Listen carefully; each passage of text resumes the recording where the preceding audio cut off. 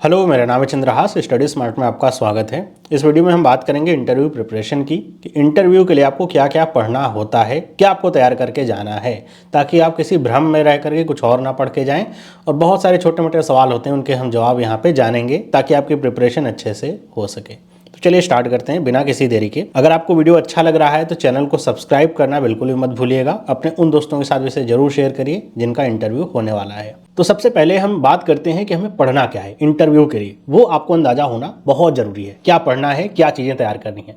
जो सबसे पहला पॉइंट आपको तैयार करना है, वो आपको तैयार करना है अपने बारे में सब कुछ। क्योंकि जो आपका इंटरव्यू है वो केवल आपकी पर्सनालिटी का टेस्ट है, ऐसा समझ के जाइए। आपकी नॉलेज का टेस्ट उन्होंने मेंस एग्जाम में देख लिया कि आपको कितना आता है। अब वो जो आपको आता है उसे आप कैसे प्रेजेंट करते हैं, बस वही देखना है अब इंटरव्यू में। क्योंकि जो आपकी जॉब है वो लोगों को हैंडल करने की है। तो आपका एटीट्यूड कैसा है, टेम्परामेंट कैसा है, प्रॉब्लम सॉल्विंग कैपेबिलिटीज़ आपके अंदर कैसी हैं, चीज़ों को लेकर घबरा रहे हैं कि नहीं घबरा रहे, तो वो सारी चीज़ें चेक करी जाएंगी। कैसे चेक करी जाएंगी? आपके बारे में पूछा जाएगा। और आपके बारे में जब पूछा जाएगा तो आपका नाम, आपका जो एजुकेशन है वो, आप कौन से, आपके सिटी का नाम क्या है, कौन से स्टेट से हैं, उसकी क्या खास बातें हैं, शहर की, आपके स्टेट की, जहाँ जहाँ पे आप रह करके पढ़े हैं उनके बारे में, आपके कॉलेज के बारे में, आपका नाम सबसे ज़्यादा कि आपके नाम का मतलब क्या है, इस तरह की चीज़ें। ये आपको सबसे पहले अपने बारे में तैयार रखना है। इसमें जो एक इम्पॉर्टेंट चीज़ है वो होती है आपकी हॉबी।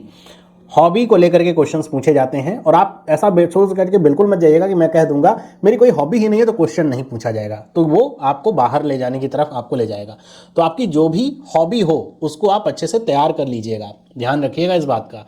अगर आपने कहा है कि मेरी हॉबी है कुकिंग, खाना बनाना, या मेरी हॉबी है मूवीज देखना, तो भाई उसके बारे में पता होना चाहिए। आपसे पूछ लिया जाए खाना बनाने आपको पसंद है और आपसे किसी डिश में पूछ लिया जाए क्या क्या पड़ता है और आप नहीं बता पाए, तो इसका मतलब आपने केवल एक ऊपर से लेयर चढ़ा रखी है बस कि हमको ये आता है, ऐसा देख करके इंप्रेशन बनाना है, जबकि वो उसकी वजह से आपका इंटरव्यू खराब हो जाएगा। आपको पसंद है क्रिकेट देखना या खेलना, तो आपको उसके बारे में पता होना चाहिए। ये आप अच्छे से तैयार कर लीजिएगा। हॉबीज़ जो भी आपकी हैं, और होनी चाहिए, कुछ ना कुछ हॉबीज़ तो होती हैं, तो जो भी हॉबी तैयार करिए। अब ये जो आपके बारे में सारी चीज़ें हैं, ज़्यादातर जो आपका इंटरव्यू का पोर्शन है वो इसी पे आता है, आपके इंटरव्यू के बारे में। इसमें जो आपका एजुकेशन वाला पार्ट है ये बहुत वाइटल रोल प्ले करता है कि आपने ग्रेजुएशन में क्या पढ़ा हुआ है। आपने ग्रेजुएशन करी होगी, ग्रेजुएशन में आपने क्या पढ़ा है, क्या क्या चीज़ें पढ़ी है, मतलब कौन से स्ट्रीम से किया, उसमें क्या क्या पढ़ा है। वहाँ से सवाल आपके पूछे जाते हैं कि भाई मान लीजिए फॉर एग्जांपल मैं कहता हूँ कि मैंने मान लो बीए करा हुआ है। कहाँ से करा हुआ है? हिस्ट्री से किया हुआ है। तो मेरे को हिस्ट्री से अगर बीए किया हुआ है तो वहाँ से सवाल पूछे जरूर जाएंगे कि भाई मैंने हिस्ट्री में क्या क्या पढ़ा। आप ये सोच करके जाइए वहाँ के लोगों को नहीं पता होगा, तो ऐसा नहीं है। इसी तरह अगर आपने बीटेक किया हुआ है तो बीटेक मान लीजिए आपने किया हुआ है कंप्यूटर साइंस से, तो आपसे वहाँ से क्वेश्चंस पूछे जाएंगे। और आपका जो ये सब्जेक्ट है ये कैसे हेल्पफुल रहेगा आगे, इसको भी थोड़ा जस्टिफाई करना पड़ेगा। तो एकदम से एकदम डिटेल में जाकर के नहीं पढ़ना है कि आपको हिस्ट्री की पूरी किताब ही लेके बैठ जाए पढ़ने के लिए।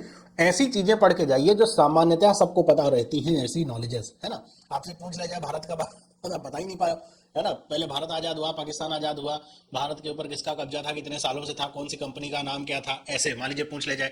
आपने अगर जो मेडुअल हिस्ट्री ऐसे ही पढ़ी हो तो उसमें से सवाल पूछ ले जाए और आपको पता ना हो, छोटे मोटे सवाल, फिर आपसे थोड़ा इंप्रेशन खराब जाता है। इसी तरह जैसे आपने बीटेक किया हुआ, आपकी जो भी स्ट्रीम है उसके जो बेसिक बेसिक सा सवाल है।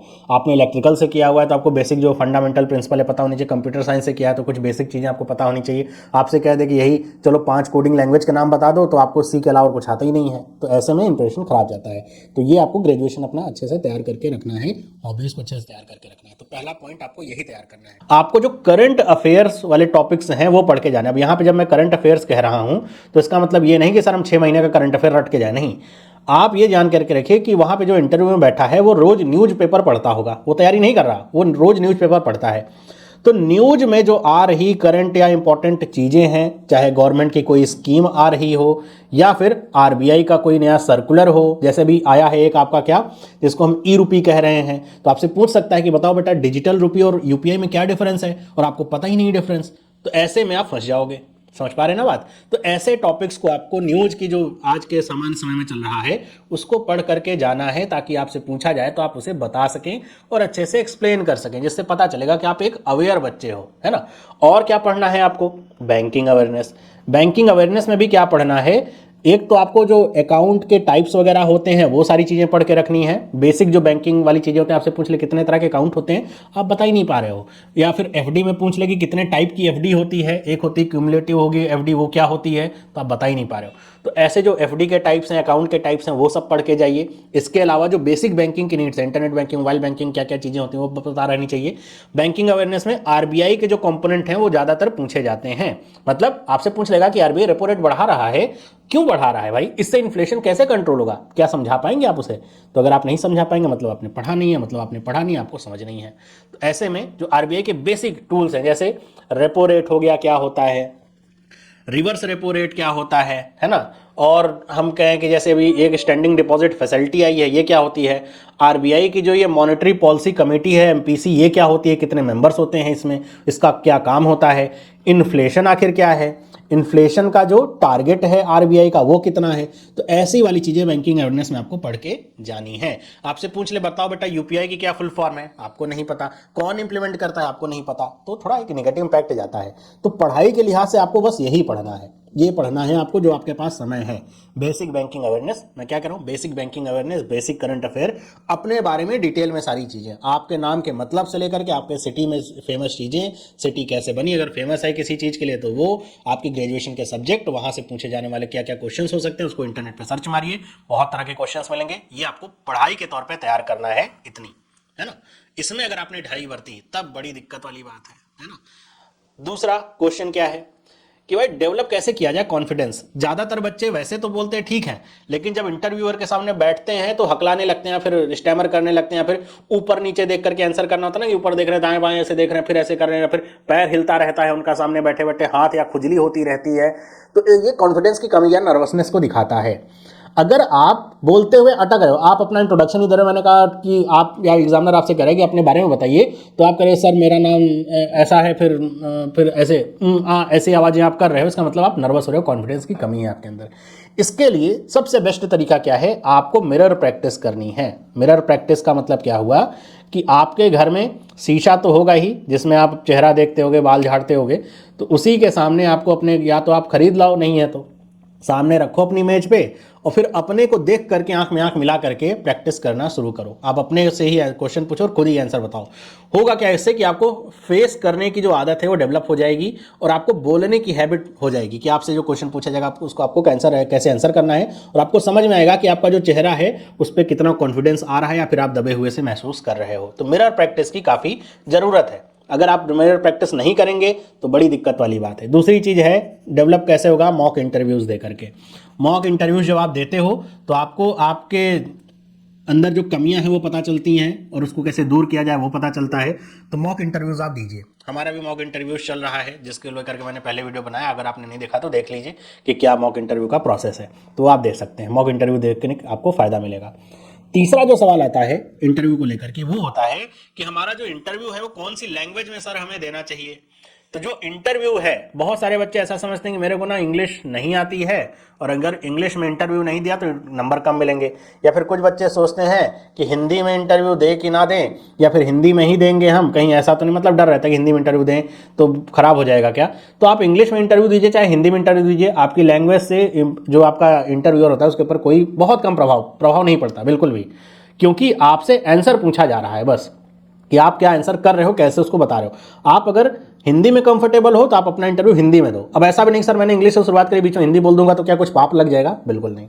आपको वहां पे बोलना है, कॉन्फिडेंटली बोलना है। आप कौन सी भाषा का प्रयोग कर रहे हो मैटर नहीं करता, वहां पे जनरली देखा ही नहीं जाता, केवल इस चीज पे आंसर आपका फोकस रहता है सामने वाले इंटरव्यूअर का, कि आप क्या बोल रहे हो, उसमें कितनी तथ्यात्मक बातें हैं। तो इंग्लिश में दीजिए, हिंदी में दीजिए, आप बंगाली में देना चाहते हैं बंगाली में दीजिए। बंगाली में मैं इसलिए कह रहा हूँ क्योंकि जैसे वेस्ट बंगाल के बहुत सारे बच्चे जुड़े हुए रहते हैं, उनके कई सारे इंटरव्यूज मैंने कराए हुए हैं। तो जब बंगाल में इंटरव्यू होता है तो वहाँ पे जो पैनल होते हैं बंगाल के, तो वो इंग्लिश में भी इंटरव्यू लेते हैं, हिंदी में भी लेते हैं, बंगाली में भी लेते हैं। मतलब बीच में बंगाली में भी बोलने लगेंगे तो उसमें आपको झिझकना नहीं है बिल्कुल भी कि ये क्या हो रहा है, आपको तैयार रहना है। आप जिस भी भाषा में कंफर्टेबल हैं आप उसमें इंटरव्यू दीजिए, बस वही भाषा दीजिए जो सामने वाले इंटरव्यूअर को समझ में आ रही हो, है ना। कि आपका सर मेरे को ना फ्रेंच मैंने पढ़ रखा है तो मैं फ्रेंच में इंटरव्यू दूंगा, तो फ्रेंच सामने वाले को नहीं समझ में आएगी तो आपका इंटरव्यू कैसे अच्छा जाएगा। तो आपको देखना है कि आप जिस जगह इंटरव्यू देने जा रहे हो वहाँ पे क्या भाषा चल रही है। अगर आप उत्तर भारत में हो तो हिंदी इंग्लिश किसी में भी दो, आप जा रहे हो पश्चिम भारत में तो वहाँ पे आपको अगर बंगाली आ रही है तो बंगाली में भी दे सकते हो, हिंदी और इंग्लिश में भी दे सकते हो, साउथ में तो आप साउथ की भाषा जनरली पूछ लिया जाता है, साउथ में तो जनरली इंग्लिश प्रेफर किया जाता है। लेकिन आपसे जब तक इंटरव्यूअर कह रहा है कि आपको नहीं इंग्लिश में ही बोलना है, तब आपको इंग्लिश में ही बोलना है। क्यों? क्योंकि अपने फॉर्म में अगर फिल कर रखा है कि मैं भाई स्पीक भी कर सकता हूँ, लिख भी सकता हूँ, समझ भी सकता हूँ इंग्लिश, तो आपसे एग्जामिनर कई बार कह देते हैं कि आपने तो लिख रखा है कि आप इंग्लिश में बोल भी सकते हैं, तो बोलिए इंग्लिश में। तब आपको केवल इंग्लिश बोलनी है, तब आपको कोई और लैंग्वेज नहीं बोलनी है ना, तब केवल, वरना आप इंटरव्यू किसी लैंग्वेज में दीजिए कोई फर्क नहीं पड़ता, बस आपके आंसर्स अच्छे होने चाहिए, करेक्ट होने चाहिए, इतना ही बस डिफरेंस है और कुछ नहीं। तो ये 3 सवाल मैंने आपको बताया इंटरव्यू प्रिपरेशन के लिए, आप प्रिपेयर कर लीजिए इन्हें। इसके बाद हमारे मॉक इंटरव्यू स्टार्ट होंगे, फिर आपको और अच्छे समझ में आएगा कि कैसे क्वेश्चंस पूछे जाते हैं, घुमा फिरा करके कैसे क्वेश्चंस आते हैं, उनको कैसे आंसर करना है। मिलता हूँ आपसे अगली वीडियो में। अगर वीडियो अच्छा लगा है तो चैनल को सब्सक्राइब करिए, लाइक करिए, अपने दोस्तों के साथ शेयर करिए।